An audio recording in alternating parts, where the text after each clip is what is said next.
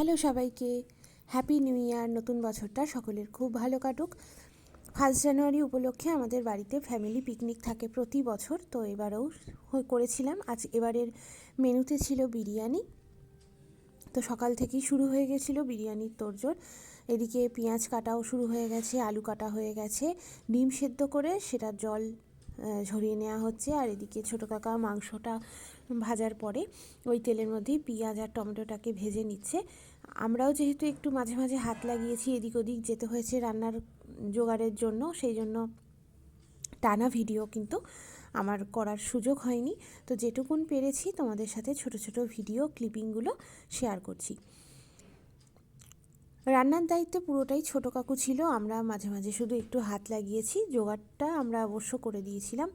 আর ছিল রসগোল্লা সাথে, আর Thums up ছিল, স্যালাড ছিল, আর ডিম সেদ্ধ করা হয়েছিল। সেটা বিরিয়ানিতে আর দেওয়া হয়নি, আলাদাই দিয়ে দেওয়া হয়েছে।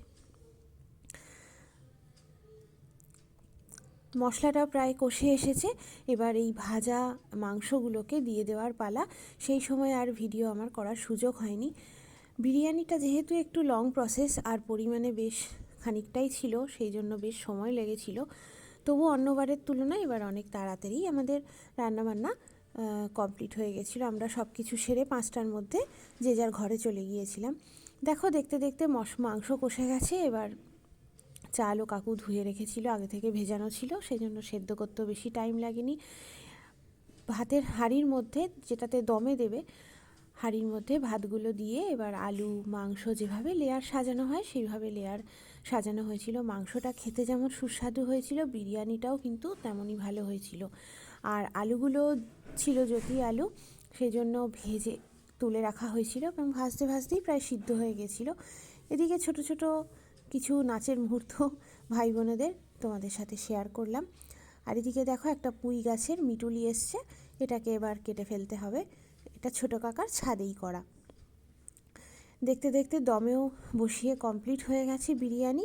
এবার পাতে নেওয়ার পালা। বিরিয়ানির যে আসল বিষয় সেটা হচ্ছে ভাতটা ভেঙে গেলেও চলবে না, আবার শক্ত থাকলেও চলবে না, সেরকমই হয়েছিল। তো কেমন লাগলো আজকের এই ছোট্ট ভিডিওটা অবশ্যই আমাকে কমেন্ট বক্সে জানিও। ভালো লাগলে লাইক শেয়ার কমেন্ট করতে ভুলো না। নতুন বন্ধু হলে অবশ্যই কিন্তু সাবস্ক্রাইব করে দিও। নতুন বছরের আবারও অনেক শুভেচ্ছা জানালাম। ভালো থেকো, সুস্থ থেকো, আর এইভাবেই আমাকে ভালোবাসা দিও।